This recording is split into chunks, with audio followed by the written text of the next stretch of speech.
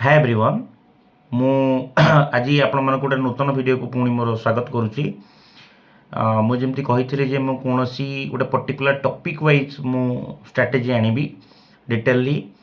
तो आज ए total entire वीडियोटी मोर केवल आरएसटी एसएसबी रो ओडिया जेकोसी एग्जाम रे जोटा ओडियाटा अच्छी तो आपण ताको केमती कभर करेंगे को बही कभर करेंगे आ मोर जेहेतु ऑल इंडिया रैंक जो all Odisha rank state rank 19 थिला तो मुझे कौन कौन पढ़ी को बही पढ़ी को बही कभर अप करी आउ पोर्सनटा केमिति आपण कोटा स्किप करें सेटा हो पार ताको छाड़ी अन्य चैप्टरटा धरदेले आराम से आपंकर मेकअप हो जाए मार्क। तो से विषय आज मुझे डिटेलली कहबी। प्रथमे आपण जदि ओडियार सिलेबस उपरे ध्यान देबे तो से अच्छे अवबोध परीक्षण बा अनसीन पैसेज मुझे जानी आम लेवल बा जदि आप कौन कॉम्पिटिटिव लेवल प्रिपरेशन करूछंती तो आपणकर से मैच्योरिटी रहिबा दरकार जे आपण कौन गोटे अनसीन पैसेज बा अवबोध परीक्षण नुआ पैसेज टी देइथिबो ता उपरे आपण को 5टा क्वेश्चन पचारि तो आपण ता प्रति सेतिकी कैपेबल अछंती आंसर करिया पे मु भाबुची सेटा को स्किप कर दे परिबा। सेकंड लेखा और लेखक जदि आपण देखिबे आरएसटी रे बा एलटीआर रे हमर जोटा पड़ी थिला ओडियार तो लेखा लेखक रे सारला दास, जगन्नाथ दास, उपेंद्र भंज, भीम भोई, फकीर मोहन सेनापति, गोपाल चंद्र प्रहराज, गोपीनाथ महांती ये 7 जनकर लेखा उपर ही पड़े। पिला पूरा कन्फ्यूज रहती जे आपको छाड़ी के किसी पड़जनी तो ना पड़ो ना ये 7टी लेखकों तो लेखा ही माने 7टा लेखकों ही पड़ो कि कौन पड़ो से ठीक ठिकाना ना।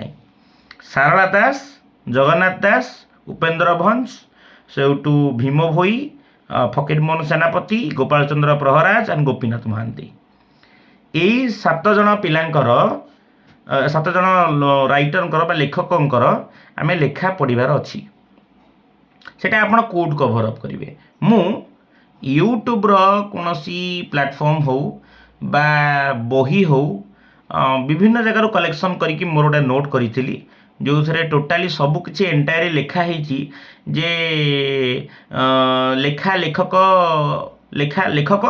लेखकों का ना तांकर जन्मस्थली स्थान ता संगे तांकर लेखा गुड़िकर नाम गोटे डिटेलली मो पास गोटे वीडियो जो पीडीएफ टी अच्छी मो पीडीएफ टी आपण मानकु ए वीडियोर डिस्क्रिप्शन ही शेयर कर दे पारिबी नहले मु भाबुची गोटे टेलीग्राम चैनल मोर खोलिबी से टेलीग्राम चैनल रे आपण मानकु जहाँ नोट्स दरकार जे कौन टॉपिक उपरे मु सेटा आपण माने मते कहिले मु निश्चित आपन प्रोवाइड कर दे पारिबी आउ ए जिनस सब जिनस फ्री रे अवेलेबल रहिबो मो से टेलीग्राम चैनल रे मैं आज ही से जिनस ओपन करी आशा करछि आपण माने से टेलीग्राम चैनल रे जॉइन करिवे एवं से पीडीएफ टी मध्ये नै परिबे आपण से। सेकंड जदि आपण देखिबे पद निर्णय जोटा आम इंग्लिश रे पार्ट ऑफ स्पीच कहूचे ओडिया रे पद निर्णय कहूचे तो पद निर्णय रे हमर सेठी अछि विशेष्य, सर्वनाम, विशेषण, अवय एवं क्रियापद 5टी विषय उपरे से क्वेश्चंस पचारिबो। आमर एलटीआर रे 5 प्रकार मध्य 3टा क्वेश्चंस प्रायतः पड़े तेणु मु चेष्टा करी ए जिनस विषय टिके डिटेलली कहवाई जदि विशेष्य, सर्वनाम, विशेषण, अवय, क्रियापद 5टी विषय आप सियोर हो पार्टी तेणु ओडिशा लेवल रे जेकोसी ओडिया एग्जाम हो ओडिया पढ़ुवा कॉम्पिटिटिव एग्जाम हो आपण को कौन से हैरान होगा पड़ो ना आउ ता ऊपर डाउट मध्य रहिबो नाही। प्रथम रेकमेंड करी आपण यही बहीटी किनी पारिबे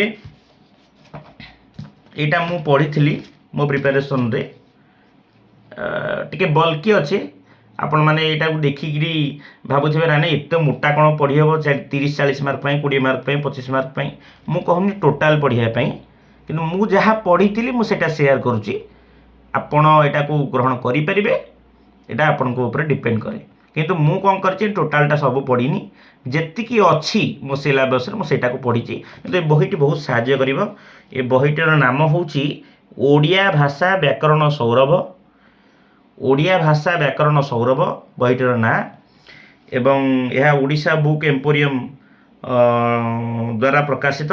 ମୁଁ ଏଇଟାର ଫଟୋଟି ମଧ୍ୟ ଆଟାଚ୍ କରିଦେଇପାରିବି ଭିଡ଼ିଓରେ। ଏ ବହିଟି ପଢ଼ି ସାରିଲା ପରେ ମୁଁ ଏ ବହିର ମାନେ ତନ୍ତନ କରି ସବୁ ଜିନିଷ ପଢ଼ିଛି, ଡିଟେଲଲି ପଢ଼ିଛି। এই বইটি পুরা ডিটেইলি লেখা হয়েছে, প্রায়তঃ 1200 কি 1300 পেজর এই বইটি অছি। বইটার না হল ওড়িয়া ভাষা ব্যাকরণ সৌরভ, ওড়িশা বুক এম্পোরিয়ম। আই রিপিট এগেন, ওড়িয়া ভাষা ব্যাকরণ সৌরভ, ওড়িশা বুক এম্পোরিয়ম দ্বারা প্রকাশিত। ଆପଣ ତାକୁ ସାରିଲା ପରେ ପିଲା କ'ଣ କରନ୍ତି, ଗୋଟିଏ ବହି ଦ୍ୱାରା ପଢ଼ି ଦେଇକରି ନାଇଁ ନାଇଁ ମୋର ହେଇଗଲା ସବୁ। କିନ୍ତୁ ଯିଏ ପରୀକ୍ଷକ ବା କମ୍ପିଟିଟିଭ୍ ଏକ୍ଜାମିନେସନ୍ କରୁଛନ୍ତି ଗୋଟେ ଷ୍ଟାଣ୍ଡାର୍ଡାଇଜ୍ ଟେଷ୍ଟ, ସେ କୌଣସି ଗୋଟିଏ ବହିରୁ ପକାନ୍ତି ନାହିଁ ଆଜ୍ଞା। ଆଉ ଆପଣଙ୍କୁ ଯେକୌଣସି ଚ୍ୟାନେଲ୍ ବାଲା ହଉ, ଯିଏ ହଉ, ଯେଉଁ ଟିଚର୍ସ ହୁଅନ୍ତୁ ଆଉ ଯେଉଁ ସିନିୟର ମାନେ ହୁଅନ୍ତୁ, ଯେ ନାଇଁ ଗୋଟେ ବହି ପଢ଼ିତେ ହେଇଯିବ ନା, ସେଇଟା ଗୋଟେ ଫାଲତୁ କଥା। ସେ ଜିନିଷ କେବେ ହେଇପାରିବ ନାହିଁ। ଆପଣମାନେ ମନେ ରଖନ୍ତୁ, ସବୁବେଳେ ଗୋଟେ ଷ୍ଟାଣ୍ଡାର୍ଡାଇଜ୍ଡ ବୁକ୍ ଆପଣଙ୍କର ଧରନ୍ତୁ। ଆପଣ 9, 10ଥର ବୁକ୍ ଓଡ଼ିଆ ଗ୍ରାମାର ବହି ଧରିପାରିବେ ଆପଣଙ୍କ ଷ୍ଟାଣ୍ଡାର୍ଡାଇଜ୍ ଇଏ ପାଇଁ। ତା ସହିତ ଏଇ ବହିଟିକୁ ଫଲୋ କରିପାରିବେ, ଓଡ଼ିଆ ଭାଷା ବ୍ୟାକରଣ ସୌରଭ, ଓଡ଼ିଶା ବୁକ୍ ଏମ୍ପୋରିୟମ୍ ଦ୍ୱାରା ପ୍ରକାଶିତ। ଏ ବୁକ୍ଟି ଆପଣଙ୍କୁ ବହୁତ ସାହାଯ୍ୟ କରିବ। ଏବଂ ଗୋଟେ ନୋଟ୍ କରିବେ ନିଜସ୍ୱ, ଗୋଟେ ନୋଟ୍ କରିବେ। ସେ ଗୋଟେ ନୋଟ୍ରେ ଆପଣ ନିଜସ୍ୱ ସବୁ ଜିନିଷ ଲେଖିଦେଇପାରିବେ। ଯେମିତି ମୋର ଏଇ ନୋଟ୍ଟି ଥିଲା, ପ୍ରାୟତଃ ଆପଣମାନେ ଦେଖିପାରିବେ, ଅଣତ୍ଵବିଧିଠୁ ଆରମ୍ଭ କରିକି ସବୁ ଜିନିଷ ମୁଁ ଏଥିରେ ଲେଖିଛି। ଅଣତ୍ଵବିଧି, ସତ୍ଵବିଧି, ତାପରେ କ୍ରିୟା, ଆପଣ କାରକ, ବିଭକ୍ତି, এইটাକୁ ମଧ୍ୟ ମୁଁ ନିଶ୍ଚିତ PDF କରିକି ଆପଣମାନଙ୍କୁ এই ଜିନିଷ ମୋ ଟେଲିଗ୍ରାମ ଚ୍ୟାନେଲରେ ପ୍ରୋଭାଇଡ଼ କରିଦେବି। ମୋର ଏଇଟା ପ୍ରତିଜ୍ଞା ରହିଲା। ଆଉ ଅଳଙ୍କାରଠୁ ଆରମ୍ଭ କରିକି ସବୁ ଜିନିଷ ମୁଁ ନିଜେ ହିଁ ଗୋଟେ ଖାତା କରିଥିଲି, ମୋର ନୋଟ୍ ଥିଲା। ମୁଁ କିନ୍ତୁ ଆପଣମାନଙ୍କୁ ହିଁ ରିକ୍ୱେଷ୍ଟ କରିବି, ଆପଣ ନିଜର ଗୋଟିଏ ନୋଟ୍ କରନ୍ତୁ ପ୍ରତ୍ୟେକ ସବଜେକ୍ଟର, ଓଡ଼ିଆ ହେଉ, ଇଂଲିଶ ହେଉ, ଜିଓଗ୍ରାଫି ହେଉ, ହିଷ୍ଟ୍ରି ହେଉ, ପର୍ଟିକୁଲାରି ପ୍ରତ୍ୟେକ ସବଜେକ୍ଟର ଗୋଟେ ଗୋଟେ ନୋଟ୍ ରହିବା ଦରକାର ଆପଣଙ୍କ ପାଖରେ। କାରଣ ନୋଟ୍ଟି ଆପଣ ନିଜେ ଲେଖିଥିବେ, ନିଜେ ବୁଝିଥିବେ, ସେଠି ଆପଣ ଚାହିଁଲେ ସପ୍ଲିମେଣ୍ଟ କରି ଲେଖିଦେଇପାରିବେ। ତା ସାଙ୍ଗରେ ଯେମିତି ମୁଁ କହୁଛି, ଆପଣ ଗୋଟେ ଏଇଟା ଷ୍ଟାଣ୍ଡାର୍ଡ ବୁକ୍ର ପଢ଼ିଲେ, ତା ସାଙ୍ଗରେ ଆପଣଙ୍କର ଯଦି ସପ୍ଲିମେଣ୍ଟ କରିବାକୁ ପଡ଼ିଲା, କ'ଣ କରିବେ, ଏଇ ବହି ଗୁଡ଼ାକ ସପ୍ଲିମେଣ୍ଟ କରିବେ। ଗୋଟିଏ ଅଛି ସର୍ବସାର ବ୍ୟାକରଣ, ଛୋଟିଆ ବହିଟିଏ କିନ୍ତୁ ବହୁତ ଗୁରୁତ୍ୱପୂର୍ଣ୍ଣ ବହି। ଏଥିରୁ ବୋଧେ ମୁଁ ଦେଖିଛି 2ଟା କି 3ଟା କ୍ୱେଶ୍ଚିନ୍, 4ଟା କ୍ୱେଶ୍ଚିନ୍ ଆସିଥିଲା ଆମର LTR ଓଡ଼ିଆର ମେନ୍ ଏକ୍ଜାମ୍ରେ। ତେଣୁ ଆପଣ ଏହାକୁ ଧ୍ୟାନ ଦେବେ। ଆପଣ ମେନ୍ ଷ୍ଟାଣ୍ଡାର୍ଡ ବୁକ୍ ରହିଲେ ନୋଟ୍ କରିଦେଲେ, ତା ସାଙ୍ଗରେ ସପ୍ଲିମେଣ୍ଟ କରିବେ। ଟୋଟାଲ୍ ପଢ଼ିବେନି, ସପ୍ଲିମେଣ୍ଟ କରିବେ, ମାନେ କେଉଁ କେଉଁ ଜିନିଷ ଏକ୍ସଟ୍ରା ଲେଖା ହେଇଛି, ତ ସେଇଟା ନୋଟ୍ରେ ଆପଣମାନଙ୍କର ସବୁ ଜିନିଷ ରହିବା ଦରକାର। 2ଟା ବହି ରହିଲା, ଏଇଟାକୁ ମଧ୍ୟ ପ୍ରୋଭାଇଡ଼ କରିଦେଇପାରିବି, PDF କରିକି ସବୁ ପ୍ରୋଭାଇଡ଼। ମୋତେ ଟିକେ ଟାଇମ୍ ଲାଗିବ କିନ୍ତୁ ମୁଁ ପ୍ରୋଭାଇଡ଼ କରିବି। ତା ସହିତ ଗଲା, ଆପଣ ପିଲା କହନ୍ତି ସାରସ୍ୱତ ବ୍ୟାକରଣ ପଢ଼ିଦେଉ ସବୁ ହେଇଯିବ। ଆପଣ ସାରସ୍ୱତ ବ୍ୟାକରଣ ବି ପଢ଼ି ଦେଇପାରିବେ। କିନ୍ତୁ ମୁଁ ଆଟଲିଷ୍ଟ କହିବି 2ଟି ବୁକ୍ ଆପଣମାନେ ରେଫରେନ୍ସର ସବୁବେଳେ ରହିବା ଦରକାର। ଗୋଟେ ସର୍ବସାର ବ୍ୟାକରଣ ଧରନ୍ତୁ, ସାରସ୍ୱତ ବ୍ୟାକରଣ ଧରନ୍ତୁ, ଏବଂ ଆଉ ଗୋଟେ ବୁକ୍ ହେଉଛି ଯେଉଁଟା ମୁଁ କହିଲି ଓଡ଼ିଆ ଭାଷା ବ୍ୟାକରଣ ସୌରଭ। ଏଇଟା ଗୋଟେ ବଲ୍କି ବୁକ୍, ଆଉ ସେଥିରେ ବହୁତ ଇନଫର୍ମେସନ୍ ଅଛି ଓଡ଼ିଆକୁ ଆପଣ ଯଦି କ୍ଲିୟର କରିବାକୁ ଚାହୁଁଛନ୍ତି।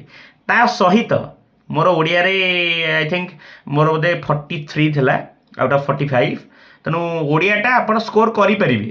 ଅନ୍ୟ ସବଜେକ୍ଟରେ ଯେଉଁଠି ଆପଣଙ୍କର ଡର ଲାଗିବ କାଳେ କଟିଯିବ, କେଉଁଟା କ'ଣ ଅନଏକ୍ସପେକ୍ଟେଡ଼ କ୍ୱେଶ୍ଚିନ୍ ଆସିବ, କିନ୍ତୁ ଓଡ଼ିଆରେ ସେମିତି ଆସିପାରିବନି। ଓଡ଼ିଆଟା ଆପଣ ଯଦି ପ୍ରାକ୍ଟିସ୍ କରିଥିବେ, ଆପଣ ସେଇଟା ମେକଅପ୍ କରିପାରିବେ ଆରାମସେ ମାର୍କଟା।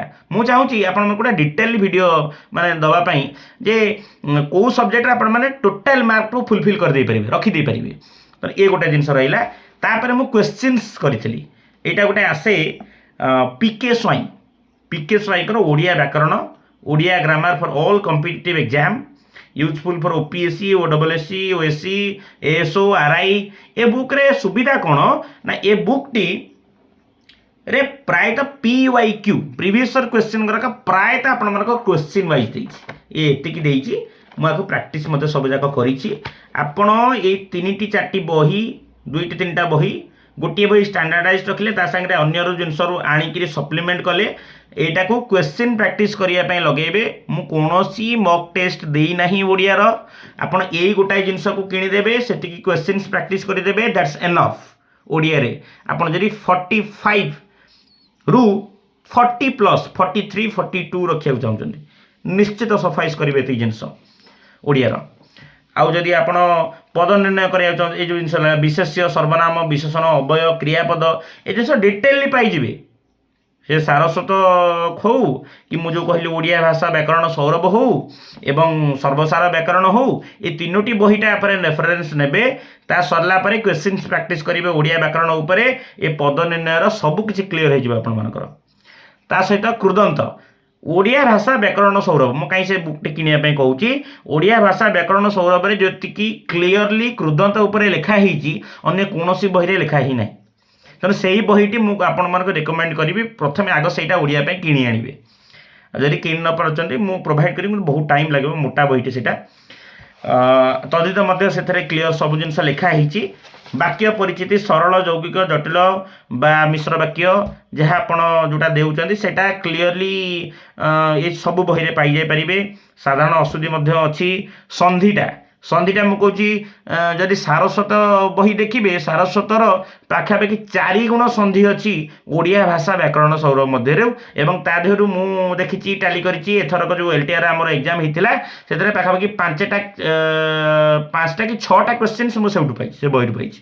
ଏ 7ଟା କ୍ୱେଶ୍ଚିନ୍ସ ପାଖାପାଖି ମାନେ ସନ୍ଧି ଇଏ ବାକ୍ୟ ପରିଚିତି ଏ ଜିନିଷ ଗୁଡ଼ା ଡିଟେଲଲି ମୁଁ ସେଇଠୁ ହିଁ ପାଇଛି। ଗଲା କାରକ ଏବଂ ବିଭକ୍ତି ଏ ଦୁଇଟି ହେଉଛନ୍ତି ଓଡ଼ିଆର ଗୋଟେ ଇମ୍ପୋର୍ଟାନ୍ସ ମାନେ ଦୁଇଟା ପୁରା ପରିପୂରକ ସବଜେକ୍ଟ। ଯଦି ଆପଣ କାରକ ବୁଝିନାହାନ୍ତି ବିଭକ୍ତି ବୁଝିପାରିବେନି, ବିଭକ୍ତି ବୁଝିନାହାନ୍ତି କାରକ ବୁଝିପାରିବେନି। ତେଣୁ ମୁଁ କହିବି କାରକ ଓ ବିଭକ୍ତି ଉପରେ ଆପଣ ଏଇ ଓଡ଼ିଆ ଭାଷା ବ୍ୟାକରଣ ସୌରଭକୁ ଫଲୋ କରନ୍ତୁ ଏବଂ କ୍ୱେଶ୍ଚିନ୍ସ ପ୍ରାକ୍ଟିସ୍ କରନ୍ତୁ ଓଡ଼ିଆ ଗ୍ରାମାର ବା ଓଡ଼ିଆ ବ୍ୟାକରଣ ଉପରେ ବହିରୁ। ସମାସ ତତ୍ପୁରୁଷ କର୍ମଧାରୟ ବହୁବ୍ରୀ ଦିଗୁ ଦ୍ୱନ୍ଦ୍ୱ ଅଲୁକ ଅଭିଭାବ ମୁଁ ଗୋଟେ ସର୍ଟ ଭିଡ଼ିଓ ଆଣିବି ସମାସ ମନେ ରଖିବା ପାଇଁ ଆଉ ଆଶା କରିବି ତାପରେ ଆପଣମାନଙ୍କର ସମାସ ଉପରେ କୌଣସି ଜିନିଷ ଡାଉଟ୍ ରହିବ ନାହିଁ ଆଉ ସେତିକି ସେଇଟା କ୍ଲିଅର ଭିଡ଼ିଓ ହେବ ନିଶ୍ଚିତ ମୋ ତରଫରୁ ରହିଲା ପ୍ରତିଜ୍ଞା। ଆଉ ସମାସ ଗଲା ବିଭକ୍ତି ଗଲା ଅଳଙ୍କାର ଅତି ସହଜ ଜିନିଷ ଭାରି କଷ୍ଟ ଭାବୁଛନ୍ତି ପିଲା ଗୁଡ଼ାକ କିନ୍ତୁ ଅତି ସହଜ ଜିନିଷ। ଅଳଙ୍କାର ଗଲା ଛନ୍ଦଟି କେବଳ ପାଦ ଆଉ ପଦ ସଂଖ୍ୟା ଗଣିଦେବେ ସେତିକି ଦରକାର ଆମର ଛନ୍ଦରେ ଅଧିକା ପଶି